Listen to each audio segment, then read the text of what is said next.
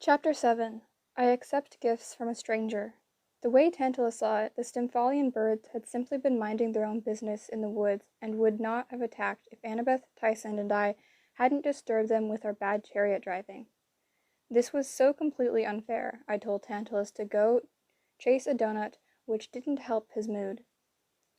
He sentenced us to kitchen patrol, scrubbing pots and plates all afternoon in the underground kitchen with the cleaning harpies. The harpies washed with lava instead of water to get the extra clean sparkle and kill 99.9% of all germs, so Annabeth and I had to wear asbestos gloves and aprons.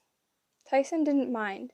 He plunged his bare hands right in and started scrubbing, but Annabeth and I had to suffer through hours of hot, dangerous work, especially since there were tons of extra plates.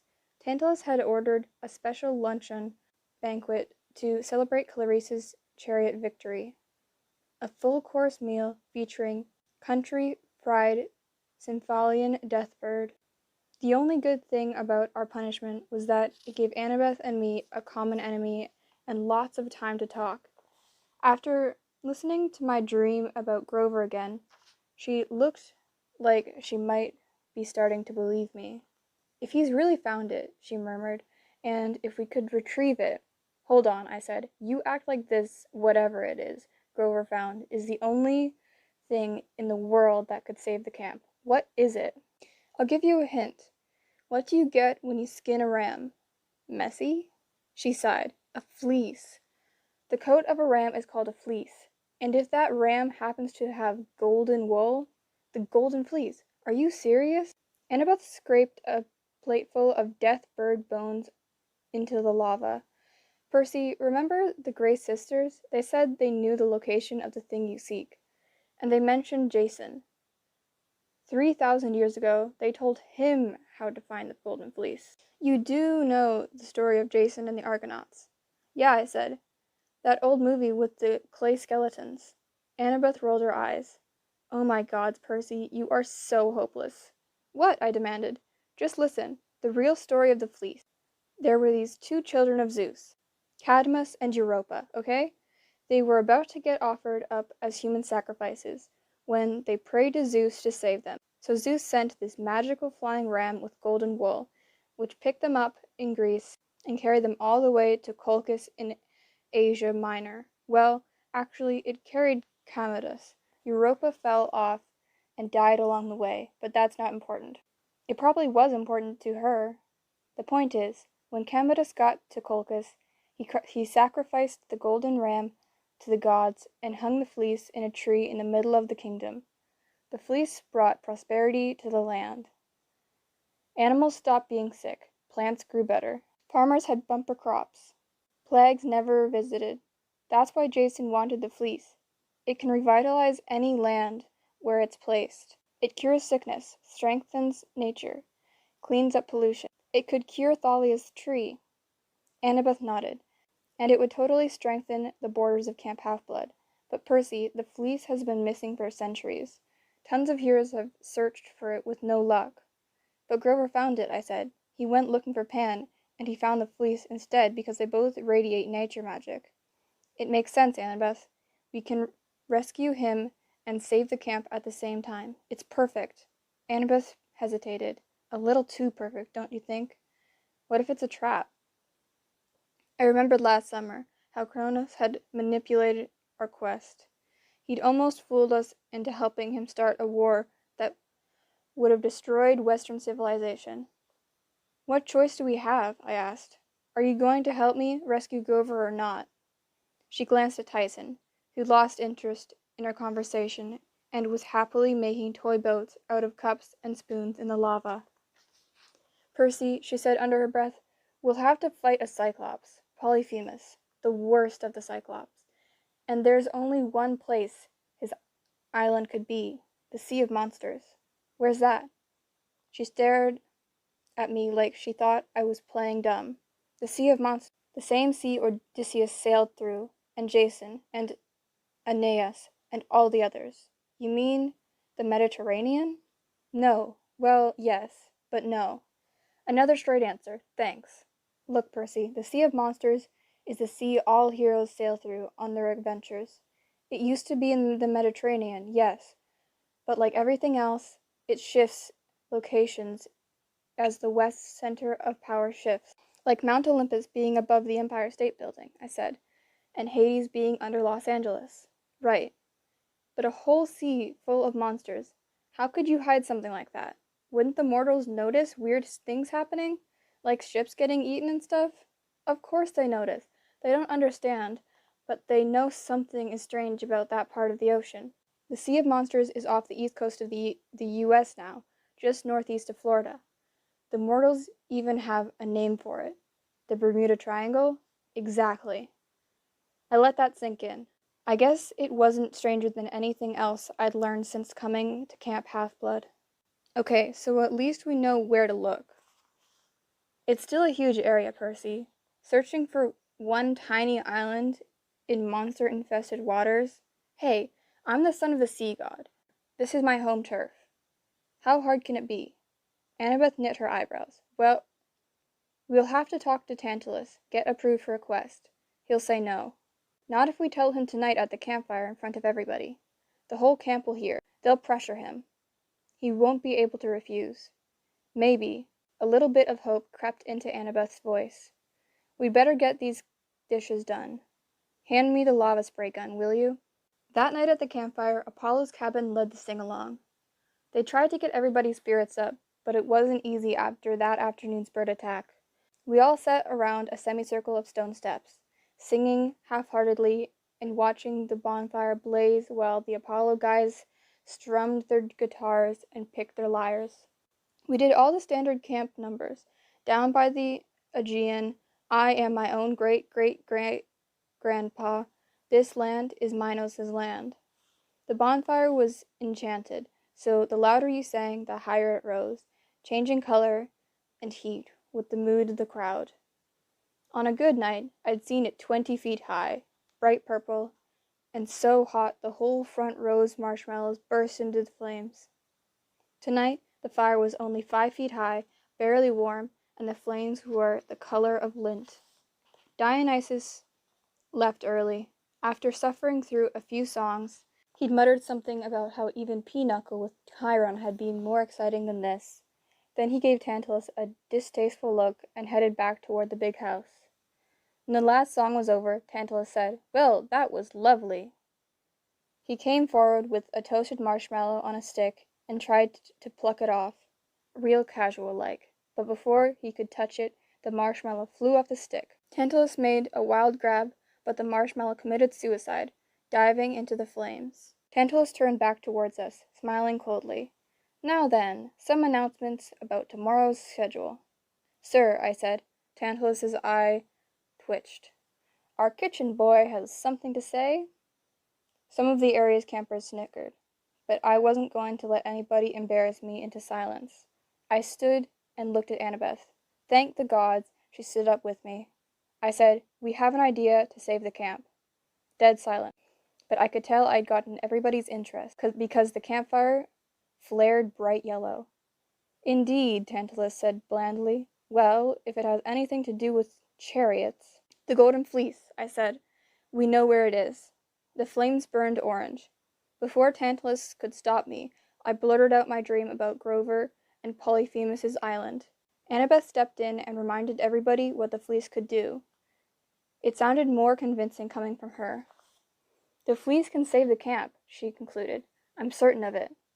"Nonsense," said Tantalus. "We don't need saving." Everybody stared at him until Tantalus started looking uncomfortable. "Besides," he added quickly, "the Sea of Monsters? That's hardly an exact location. You wouldn't even know where to look." "Yes, I would," I said. Annabeth leaned toward me and whispered, "You would?" I nodded, because Annabeth had jogged something in my memory when she reminded me about our taxi drive with the Gray sisters. At the time, the information they'd given me made no sense, but now— 30, 31, 75, 12, I said. "Okay," Tantalus said. "Thank you for sharing those meaningless numbers." "They're sailing coordinates," I said. "Latitude and longitude. I learned about it in social studies." Even Annabeth looked impressed. 30 degrees, 31 minutes north, 75 degrees, 12 minutes west. He's right. The Gray Sisters gave us those coordinates. That'd be somewhere in the Atlantic, off the coast of Florida. The Sea of Monsters. We need a quest. Wait just a minute, Tantalus said. But the campers took up the chant. We need a quest. We need a quest. The flames rose higher. It isn't necessary, Tantalus insisted. We need a quest. We need a quest. Fine, Tantalus shouted, his eyes blazing with anger. You brats want me to assign a quest? Yes! Very well, he agreed. I shall authorize a champion to undertake this perilous journey to retrieve the Golden Fleece and bring it back to camp, or die trying.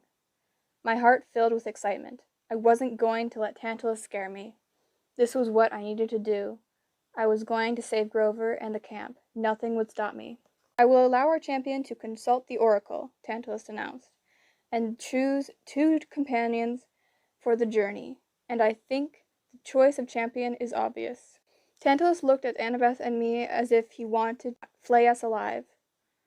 The champion should be one who has earned the camp's respect, who has proven resourceful in the chariot races and courageous in the defense of the camp. You shall lead this quest, Clarice. The fire flickered in 1,000 different colors. The Ares cabin started stomping and cheering. Clarice! Clarice! Clarice stood up, looking stunned. Then she swallowed, and her chest swelled with pride. I accept the quest. Wait, I shouted. Grover is my friend. The dream came to me. Sit down, yelled one of the Ares campers. You had your chance last summer. He just wants to be in the spotlight again, another said. Clarice glared at me. I accept the quest, she repeated. I, Clarice, daughter of Ares, will save the camp. The Ares campers cheered even louder. Annabeth protested, and the other Athena campers joined in.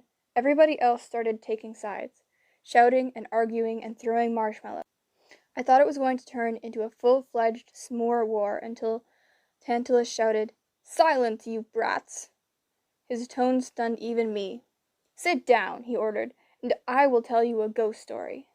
I didn't know what he was up to, but we all moved reluctantly back to our seats.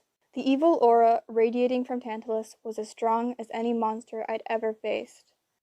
Once upon a time, there was a mortal king who was beloved of the gods. Tantalus put his hand on his chest, and I got the feeling he was talking about himself. This king, he said, was even allowed to feast on Mount Olympus. But when he tried to take some ambrosia and nectar back to Earth to figure out the recipe, just one little doggy bag, mind you, the gods punished him. They banned him from their halls forever. His own people mocked him. His children scolded him. And, oh yes, campers, he had horrible children. Children, just like you. He pointed a crooked finger at several people in the audience, including me. Do you know what he did to his ungrateful children? Tantalus asked softly. Do you know how he paid back the gods for their cruel punishment? He invited the Olympians to a feast at his palace, just to show there were no hard feelings. No one noticed that his children were missing. And when he served the gods dinner, my dear campers, can you guess what was in the stew? No one dared answer. The firelight glowed dark blue, reflecting evilly on Tantalus's crooked face. Oh, the gods punished him in the afterlife, Tantalus croaked. They did indeed, but he'd had his moment of satisfaction, didn't he? His children never again spoke back to him or questioned his authority. And do you know what? Rumor has it that the king's spirit now dwells at this very camp, waiting for a chance to take revenge on ungrateful, rebellious children. And so, are there any more complaints before we send Clarice off on her quest? Silence. Tantalus nodded at Clarice. The oracle, my dear. Go on. She shifted uncomfortably, like even she didn't want glory at the price of being Tantalus's pet. Sir, go, he snarled. She bowed awkwardly and hurried off toward the big house. What about you, Percy Jackson? Tantalus asked. No comments from our dishwasher? I didn't say anything. I wasn't going to give him the satisfaction of punishing me again. Good, Tantalus said, and let me remind everyone, no one leaves this camp without my permission. Anyone who tries, well, if they survive the attempt, they will be expelled forever, but it won't come to that. The Harpies will be enforcing curfew from now on, and they are always hungry. Good night, my dear campers. Sleep well. With a wave of Tantalus's hand, the fire was extinguished, and the campers trailed off toward their cabins in the dark. I couldn't explain things to Tyson. He knew I was sad. He knew I wanted to go on a trip, and Tantalus wouldn't let me. You will go anyway? He asked. I don't know, I admitted. It would be hard, very hard. I would help. No, I couldn't ask you to do that, big guy. Too dangerous. Tyson looked down at the pieces of metal he was assembling in his lap. Springs and gears and tiny wires. Beckendorf had given him some tools and spare parts, and now Tyson spent every night tinkering, though I wasn't sure how his huge hands could handle such delicate little pieces. What are you building? I asked. Tyson didn't answer. Instead, he made a whimpering sound in the back of his throat. Annabeth doesn't like Cyclops. You don't want me along? Oh, that's not it, I said half-heartedly. Annabeth likes you, really. He had tears in the corners of his eye. I remembered that Grover, like all satyrs, could read human emotions. I wondered if Cyclops had the same ability. Tyson folded up his tinkering project in an oilcloth. He lay down on his bunk bed and hugged his bundle like a teddy bear. When he turned toward the wall, I could see the weird scars on his back, like somebody had plowed over him with a tractor. I wondered for the millionth time how he'd gotten the hurt. Daddy always cared for me, he sniffled. Now, I think he was mean to have a Cyclops boy. I should not have been born. Don't think that way. Poseidon claimed you, didn't he? So, he must care for you a lot. My voice trailed off as I thought about all those years Tyson had lived on the streets of New York in a cardboard refrigerator box. How could Tyson think that Poseidon had cared for him? What kind of dad let that happen to his kid, even if his kid was a monster? Tyson, camp will be a good home for you. The others will get used to you, I promise. Tyson sighed. I waited for him to say something. Then I realized he was already asleep. I lay back on my bed and tried to close my eyes, but I just couldn't. I was afraid I might have another dream about Grover. But something felt wrong about the night, the sickness of Thalia's tree spreading across the valley. Could Clarice save Half-Blood Hill? I thought the odds were better of me getting a Best Camper award from Tantalus. I got out of bed and pulled on some clothes. I grabbed a beach blanket and a 6-pack of Coke from under my bunk. The Cokes were against the rules. No outside snacks or drinks were allowed. But if you talked to the right guy in Hermes' cabin and paid him a few golden drachma, he could smuggle in almost anything. If the empathy link was real, if something happened to Grover, would I ever wake up? The full moon shone through my window. The sound of the surf rumbled in the distance. I could smell the warm scent of the strawberry fields, and hear the laughter of the dryads as they chased owls through the forest from the nearest convenience store. Sneaking out after curfew was against the rules, too. If I got caught, I'd either get in big trouble or be eaten by the harpies. But I wanted to see the ocean. I always felt better there. My thoughts were clearer. I left the cabin and headed for the beach. I spread my blanket near the surf and popped open a Coke. For some reason, sugar and caffeine always calmed down my hyperactive brain. I tried to decide what to do to save the camp, but nothing came to me. I wish Poseidon would talk to me, give me some advice or something. The sky was clear and starry. I was checking out the constellations Annabeth had taught me. Sagittarius, Hercules, Corona Borealis. Then somebody said, "Beautiful, aren't they?" I almost spewed soda. Standing right next to me was a guy in nylon running shorts and a New York City Marathon t-shirt. He was slim and fit, with salt and pepper hair and a sly smile. He looked kind of familiar, but I couldn't figure out why. My first thought was that he must have been taking a midnight jog down the beach and strayed inside the camp borders. That wasn't supposed to happen. Regular mortals couldn't enter the valley, but maybe with the tree's magic awakening, he'd managed to slip in. But in the middle of the night, and there was nothing around except farmland and state preserves.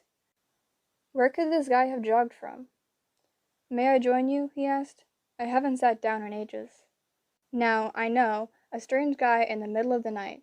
Common sense. I was supposed to run away, yell for help, etc. But the guy acted so calm about the whole thing that I found it hard to be afraid. I said, sure." He smiled. "Your hospitality does you credit. Oh, and Coca-Cola. May I?" He sat at the other end of the blanket, popped a soda, and took a drink. Ah, that hits the spot. Peace and quiet at. A cell phone went off in his pocket. The jogger sighed. He pulled out his phone, and my eyes got big, because it glowed with a bluish light. When he extended the antenna, two creatures began whirling around it. Green snakes, no bigger than earthworms. The jogger didn't seem to notice. He checked his LCD display and cursed. "I've got to take this. Just a sec." Then into the phone. "Hello?" He listened.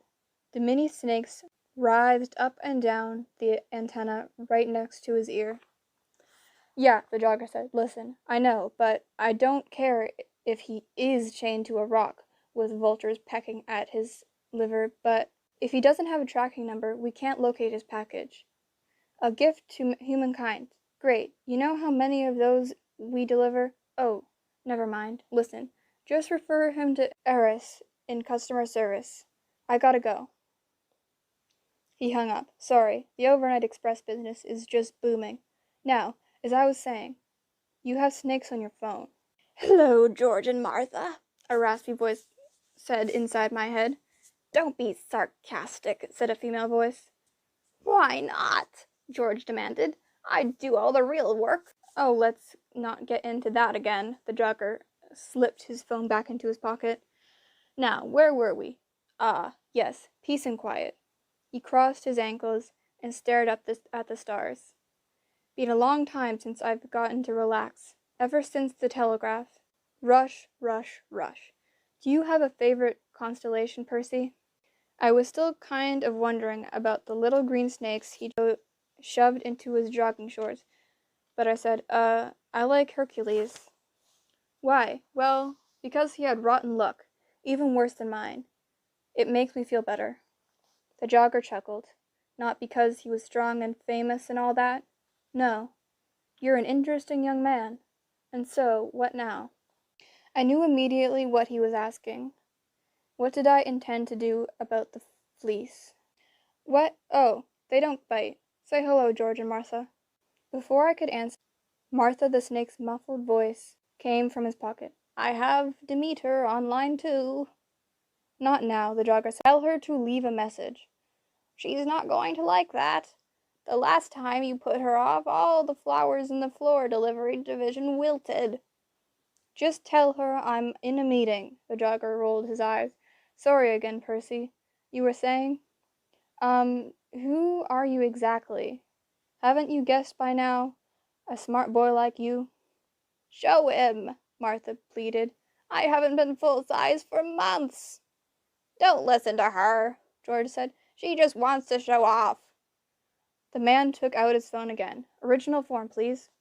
The phone glowed brilliant blue. It stretched into a 3-foot-long wooden staff with dove wings sprouting at the top. George and Martha, now full-sized green snakes, coiled together around the middle. It was a caduceus. The god pursed his lips. He stuck his caduceus in the sand like an umbrella pole. "Luke's father. Normally, that's not the first way people introduce me. God of thieves, yes. God of messengers and travelers, if they wish to be kind." "God of thieves works," George said.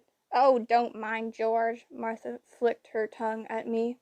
He's just bitter because Hermes likes me best. He does not. Does too. Behave, you two, Hermes warned, or I'll turn you back into a cell phone and set you on vibrate, the symbol of cabin 11. My throat tightened. I realized who the jogger reminded me of with his elfish features, the mischievous twinkle in his eyes. You're Luke's father, I said. Hermes. Now, Percy, you still haven't answered my question. What do you intend to do about the quest? I don't have permission to go. No, indeed. Will that stop you? I want to go. I have to save Grover. Hermes smiled. I knew a boy once, oh, younger than you by far. A mere baby, really. Here we go again, George says, always talking about himself. Quiet! Martha snapped. Do you want to get sent on vibrate? Hermes ignored them. One night, when this boy's mother wasn't watching, he sneaked out of their cave and stole some cattle that belonged to Apollo. Did he get blasted to tiny pieces?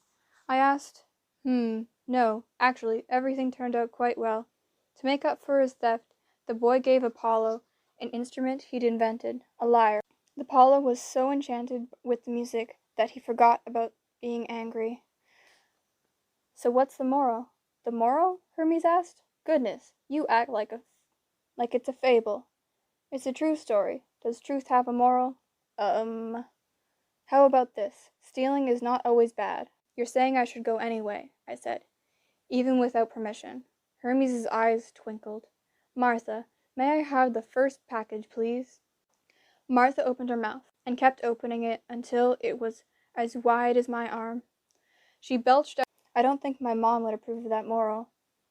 Rats are delicious, suggested George. What does that have to do with the story? Martha demanded. Nothing, George said. But I'm hungry. I've got it, Hermes said. Young people don't always do what they're told, but if they can pull it off and do something wonderful, sometimes they escape punishment. How's that? A stainless steel canister, an old-fashioned lunchbox thermos with a black plastic top. The sides of the thermos were enameled with red and yellow ancient Greek scenes. A hero killing a lion, a hero lifting up Cerberus, the three-headed dog. That's Hercules, I said. But how? Never question a gift, Hermes chided. This is a collector's item from Hercules Butts Heads, the first season. Hercules Butts Heads? Great show, Hermes sighed. Back before Hephaestus TV was all reality programming. Of course, the thermos would be worth much more if I had the whole lunchbox. Or if it hadn't been in Martha's mouth, George added. I'll get you for that. Martha began chasing him around the caduceus. Wait a minute, I said. This is a gift? One of two, Hermes said. Go on, pick it up. I almost dropped it because it was freezing cold on one side and burning hot on the other. The weird thing was, when I turned the thermos, the side facing the ocean, north, was always the cold side. It's a compass, I said. Hermes looked surprised. Very clever. I never thought of that. But its intended use is a bit more dramatic. Uncap it, and you will release the winds from the four corners of the earth to speed you on your way. Not now, and please, when the time comes, only unscrew the lid a tiny bit. The winds are a bit like me, always restless. Should all four escape at once, but I'm sure you'll be careful.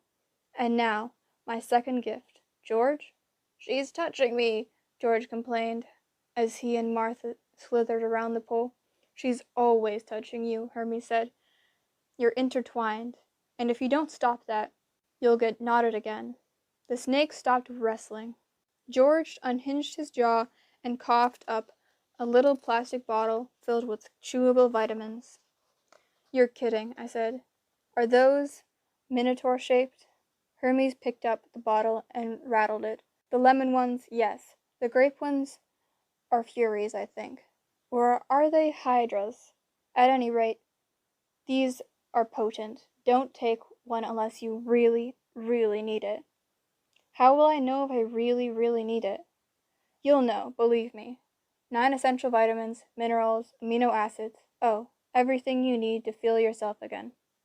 He tossed me the bottle. Thanks, I said. But Lord Hermes, why are you helping me? He gave me a melancholy smile. He betrayed everybody he knew. He hates you especially. Hermes gazed up at the stars. My dear young cousin, if there is one thing I've learned over the eons, it's that you can't give up on your family, no matter how tempting they make it. It doesn't matter if they hate you, or embarrass you, or simply don't appreciate your genius for inventing the internet. You invented the internet?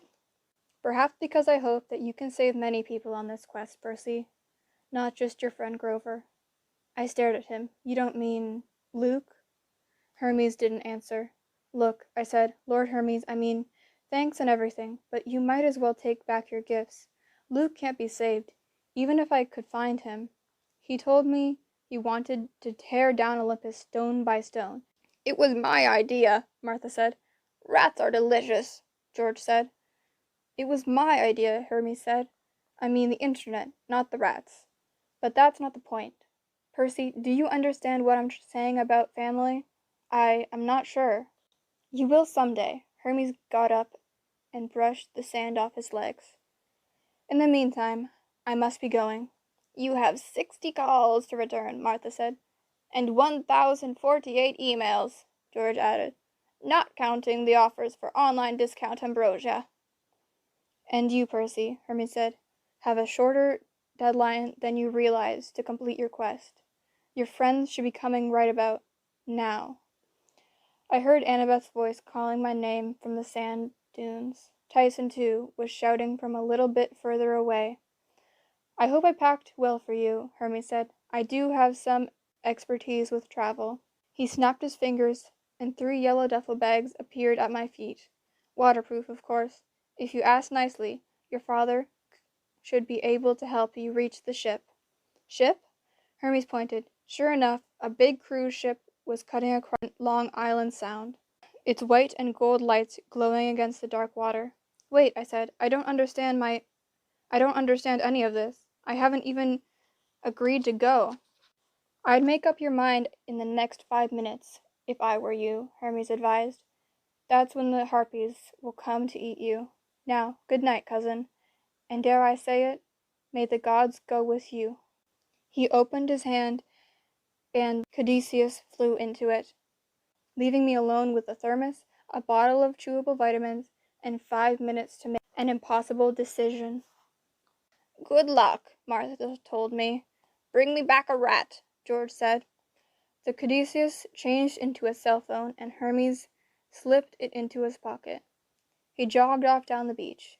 20 paces away, he shimmered and vanished, leaving me alone with a thermos, a bottle of chewable vitamins, and 5 minutes to make an impossible decision.